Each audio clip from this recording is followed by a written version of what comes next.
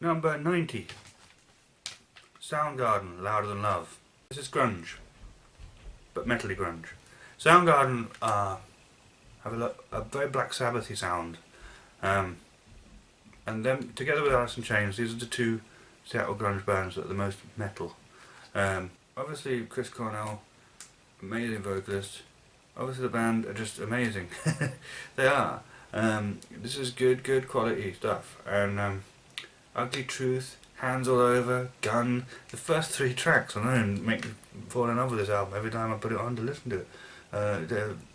But there are other ones later on the album that definitely have a big impact. I Awake, No Wrong, No Right. It's a good album. It's very consistent sound as well, unlike something like Badmotorfinger, which I'm coming to in just a minute. For some reason the two Soundgarden albums are together on this list, but hey, shit happens. But unlike something like Badmotorfinger, which is more varied in style, Louder Than Love is very consistent in style. It all sounds like the same kind of sound. I mean, the album generally has the same kind of sound throughout. However, it's a good sound, and the lyrics are intelligent. The vocals are passionate and emotional. The music is underground, grimy kind of sound, but musical and capable of atmosphere as well, and with a groove to it as well. When I'm in the mood for a bit of grunge, sometimes I go for Nirvana's Bleach. Sometimes when I'm in the mood for a bit of grunge, sometimes I just want that really grimy underground sound, like that. Sometimes I'll go for Nirvana's Bleach when I feel like that, but sometimes I will go for Soundgarden's Louder Than Love, and both of those albums never disappoint me. They give me the grunge thing I want when I want a bit of grimy underground grunge. Big Dumb Sex is interesting. Grunge is often seen as having replaced or usurped or destroyed hair metal. There was a big cultural movement around that time of, like, you know, moving away from the sexism of the hair metal thing towards more, you know, feminist, more kind of progressive, less objectifying kind of the 90s thing came in and said, that stuff, we're past that now, that's bullshit. But let's not be sexist and objectifying women. Let's sing about real social issues and be, you know, progressive and good. I don't know. And authentic and not hedonistic shitbags, shallow and depth. Replace shallowness in music. Anyway, there was a movement. Obviously, grunge is often seen as replacing and usurping and destroying the sexist, shallow, bollocks trashiness of hair metal, and Big Dumb Sex feels like it's taking the piss out of hair metal, out of cock rock, which is why it's called Big Dumb Sex. And it's the chorus where it goes, I know what to do, I'm gonna fuck you.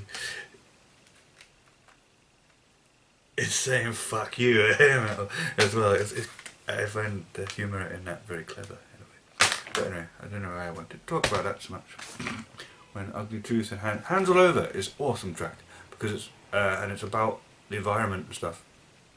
You're gonna kill your Mother Earth, and I love her. As a nature lover, I really connect with that song. Ugly Truth is brilliant as well. But at number 89, it's the other Soundgarden album I own and love, Badmotorfinger. Why they collided together when I was coming up with this list, I don't know. They ended up joined at the hip, the two Soundgarden albums. Badmotorfinger, yes, Badmotorfinger. It's not as consistently good as Louder Than Love. It has a few dips where I'm just kind of like, because I'm sorry, but Room 1,000 Years Wide and Searching with My Good Eyes Closed, lovely and psychedelic though they are, tend to just drone along and bore the shit out of me by the end of them. So I find there's a bit of a dip in the middle for me personally, but and you know, I'm not always in the mood for Mind Riot and Drawing Flies, but they are pretty awesome, I must admit. So usually once I'm past once I'm past Face Pollution, really, I'm pretty much going, should I just play Holy Water? So I find it's not as consistently good as Love, but when it's good, bloody hell is it good. Rusty Cage, Outshine, Jesus Christ Pose, awesome! I mean, they're the big singles from the album, but they're all awesome. And Face Pollution is a lovely, punchy, punky song about plastic surgery, I think. Which, you know, it might be necessary for trans girls, but I mean, I think when it's vanity, it's worth criticising. I mean, you know, I don't want to look like you. I don't feel like feeling like you. Yeah. There's a criticism to be had there of like conformity, beauty standards and ideals. Anyway, Holy Water is my favourite song for going, fuck Christianity. I mean, some of the lyrics in Holy Water. I was raised Christian, and around the time I got into Soundgarden I was moving away from Christianity in my thinking. But lyrics in Holy Water, nobody's articulated better than Soundgarden, I think. Fucking amazing. Oh, they take thine majesty so seriously. It's the big lies that are more likely to be believed. Yeah, there's great lines like that. But then there's like damn the water if it's life you want to taste. Yes. Anyway, Soundgarden, Badmotorfinger. It is a great album. Jesus Christ Pose, I fucking love that song. And Rusty Cage, which always at the time was about me breaking out of my crippling shyness. I was only a teenager at the time. But it just has many different applications to a song like Rusty Cage, of course. Anything you need to, that's trapping you, that you need to escape from. But Soundgarden, what can you say? They're great. So, number 88. An interesting entry. Bathory's Return of Darkness and Evil. Now, I might be wrong, but I think this is the only Bathory album that's on this list. I do have Under the Sign of the Black Mark, but I think that's more of a runner-up and didn't quite make the top 100. I do also have Bathory's debut album, but I don't like it much. But Return of Darkness and Evil, which I don't currently have. I used to have it on... no, I bought it for my friend's birthday on vinyl, and then copied it on cassette. But yes, I have owned Return of Darkness and Evil, so I've listened to it enough to know it well. However, you know, for a long time I didn't really connect with it back then when I was a teenager. It's more recently where I've listened to it again on Spotify or whatever, I think, with the intention of buying it again. And I got really excited about it. And I think I like it better than the two albums of Bathory I have at the moment, which are Bathory and Under the Sign of Black Mark. Under the Sign of Black Mark is their classic album that everyone goes, that's the fucking Bathory album, and admittedly it's really good, right? But there's something about Return of Darkness and Evil that I don't know. It feels obscure and underground, and mysterious somehow, and dark and edgy, but it's more musically satisfying and accomplished than the debut album, which kind of feels a bit crappy sometimes, to be honest. Return of Darkness and Evil, I like it.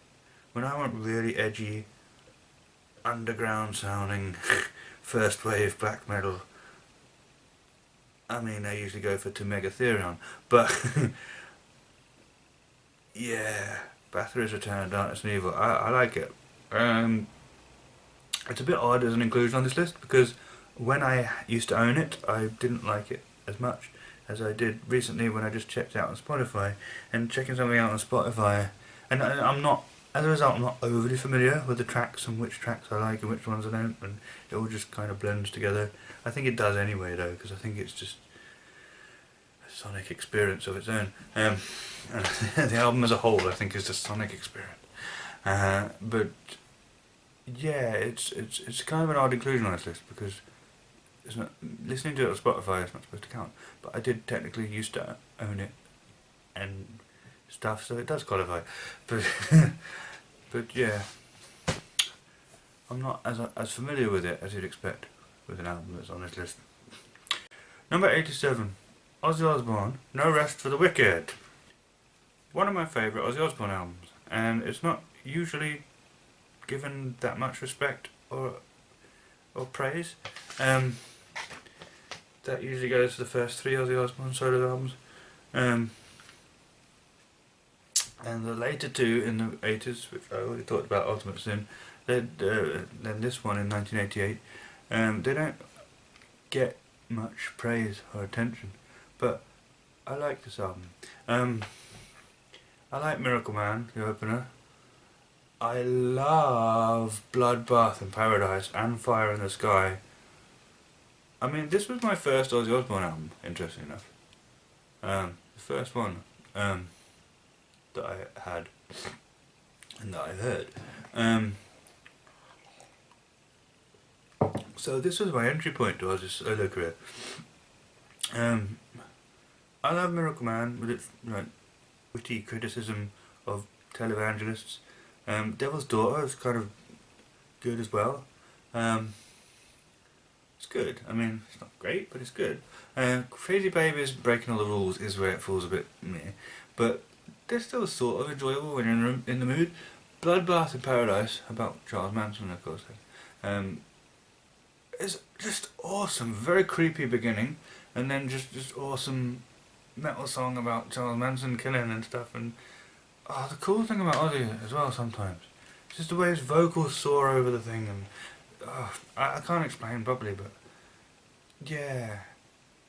Bloodbath in Paradise is awesome. Fire in the Sky, very emotionally affecting. I found it very emotionally affecting when I was a young teenager, and so I still have a nostalgic place for this song, to be honest. It's very... not everyone likes it, I don't know that, but I like it.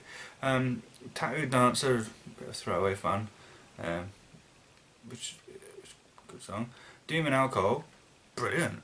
Demon Alcohol is brilliant, and we all know Ozzy struggled with alcoholism and stuff, and that's what that's about. It's a good song. And then at the end, I'm pretty sure it was untitled in the original release, but it has actually got a title here of Hero. Hero was one of them songs. When I think about the way I related to that song when I was a young teenager, and knowing what I know now about being trans, it's kind of weird, because I did sing it with regards to... You know what, this is weird. I sang it with regards to women having expectations on me when it came to approaching them. I sang about gender roles and my frustration with the gender roles of the situation. When I fancied a girl and I had to step up and let her know and stuff, and I felt pressured into this role that I wasn't comfortable with. And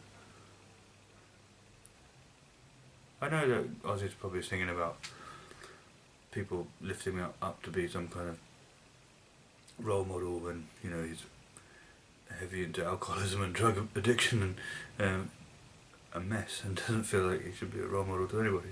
I know that's sort of what it's about, but it's weird. I always sang it about my frustration at gender roles when it came to boy meets girl kind of stuff. It's things like that that make an album special. And No Rest for the Wicked, it may not be loved of many, but I love it. Number 86, Iron Maiden's debut album. Iron Maiden, 1980. Yep, the first Iron Maiden album. The one of the two Iron Maiden albums with Paul Di'Anno on vocals, giving it that raspy kind of punky quality. I know Steve Harris hates anyone liking Maiden punk at all. Let me get this clear. I know what you're saying. Iron Maiden are a heavy metal band. Their roots are in in classic 70s hard rock and heavy metal, and in prog rock of the 70s as well. They're intelligent, they're accomplished musicians, they're progressive, progressive and highbrow in their approach to music and lyrics, whereas punk was very iconoclastic, very working class, very... Mind you, I guess I made in the working class as well. But I mean, but you know, punk very iconoclastic, very almost anti-intellectual, and all that. Even though they were art student types, really. But I understand why it's like, and at the time of punk, metal and punk, they were not friends, despite Motorhead, who did bridge the gap a bit, but mostly they were like, so I understand where it's coming from, and no, you're right, Iron Maiden, not a punk band, a metal band, it's okay, calm down. However, this is what people mean when they say stuff like this. New wave of British heavy metal was a grassroots movement within metal. It took some of the DIY ethos of the punk movement. This is how punk changed the game for everybody. The new wave of British heavy metal was where, in metal, the game had been changed thanks to punk. This DIY thing had come in, where you can do it yourself. You can be on independent labels. You can be it was a grassroots movement, but you know, that's what a lot of journalists mean when they talk about the punk element. And in the music, it's there. I think, yeah, this is the other thing. The first two Maiden albums, there is this rough, not exactly polished sound at times, and there's this very spiky energy, very basic, ballsy energy.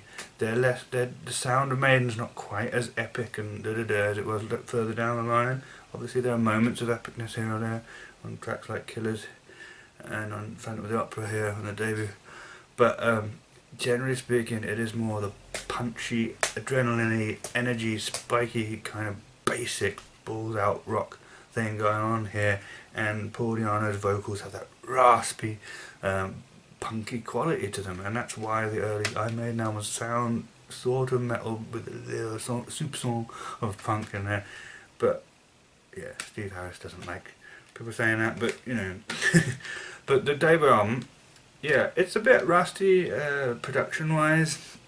There's bits of feedback here on some of the songs, but it gives it a live feel somehow.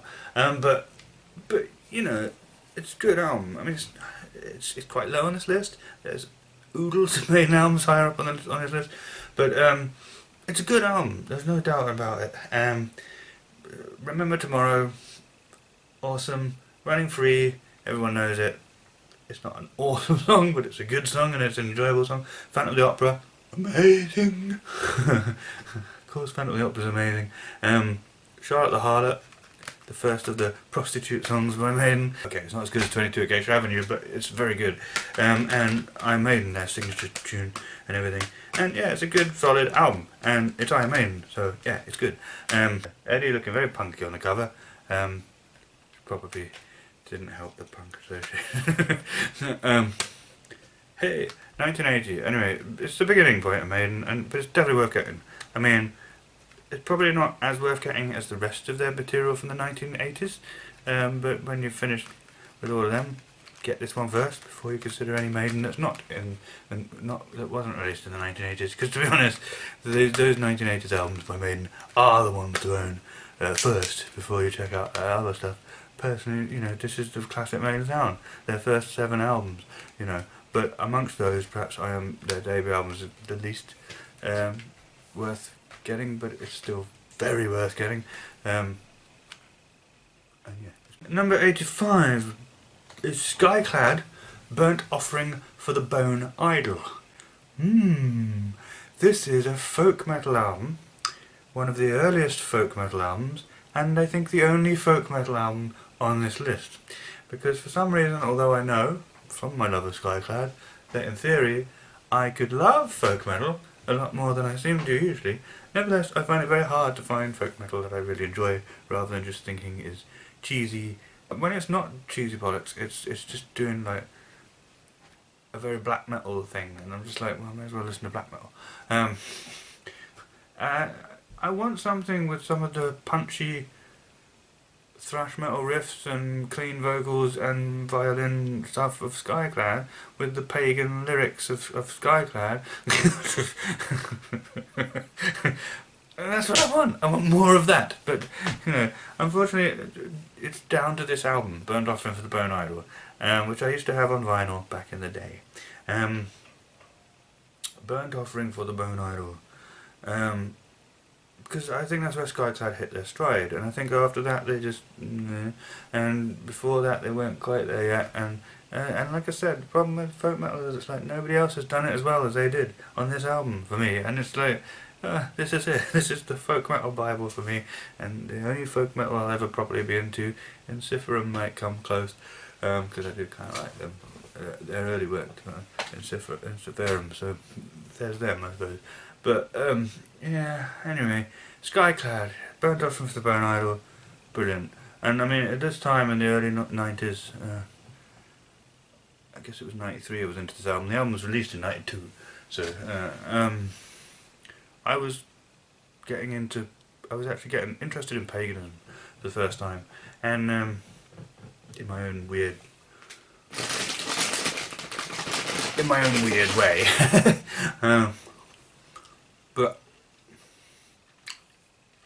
Skyclad, Burnt Off from the Bone Idol, spoke to me quite powerfully. There's a lovely, mellow, acoustic, very emotional song in here called Ringstone Round, which will always have a special place in my heart. Beautifully expresses pagan sentiment of wanting to connect with nature and the gods through the stones. You know, like the stone circles, like Stonehenge.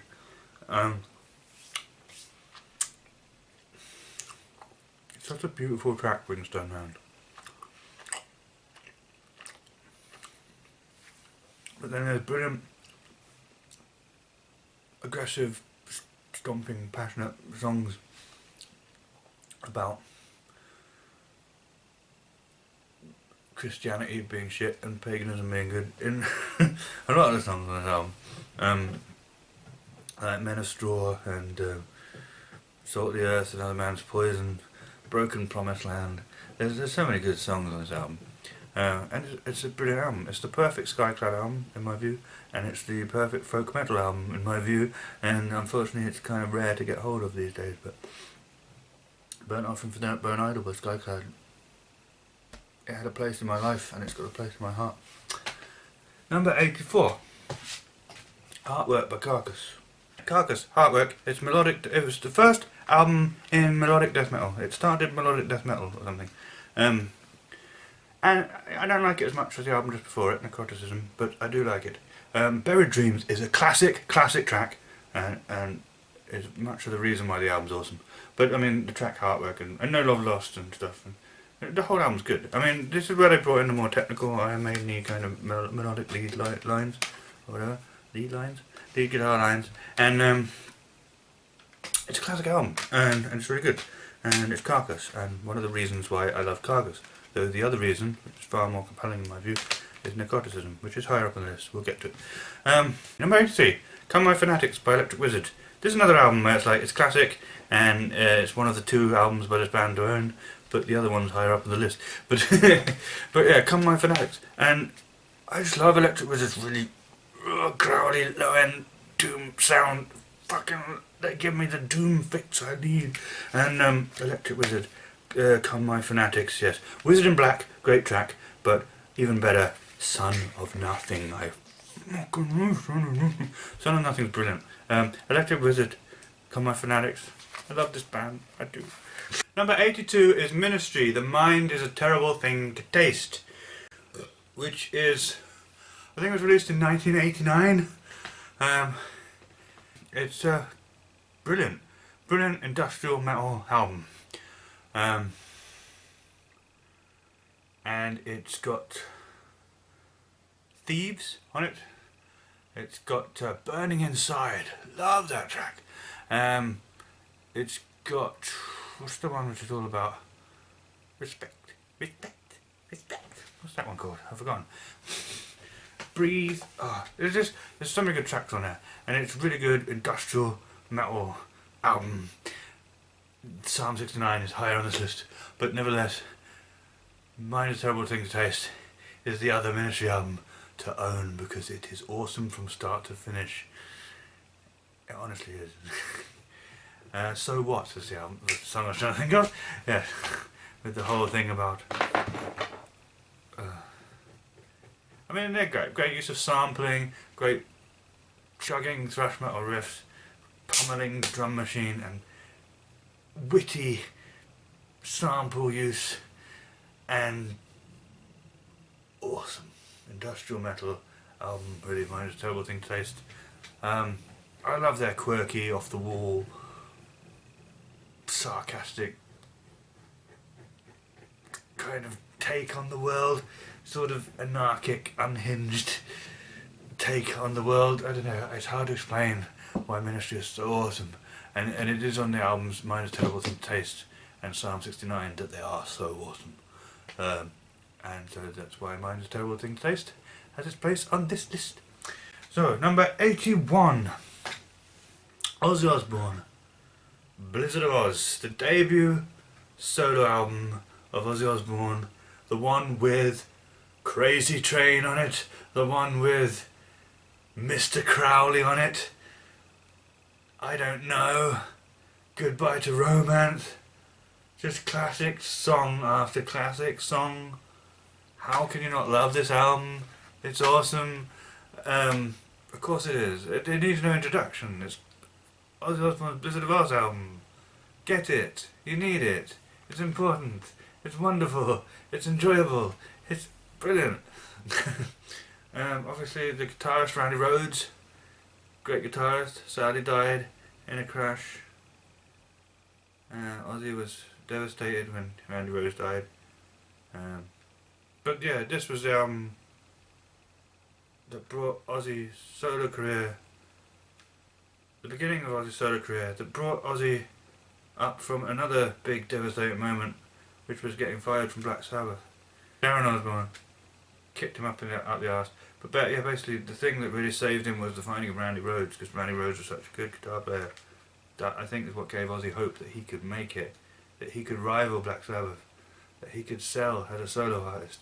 And indeed, this was the album that allowed Ozzy Osbourne's career to continue. Possibly, given how low he felt after being fired from Black Sabbath, possibly that allowed his life to continue, to be honest. But it's a classic metal album. Crazy Train is a classic. Mr. Crowley is a classic. This album is essential and really needs no other introduction than that.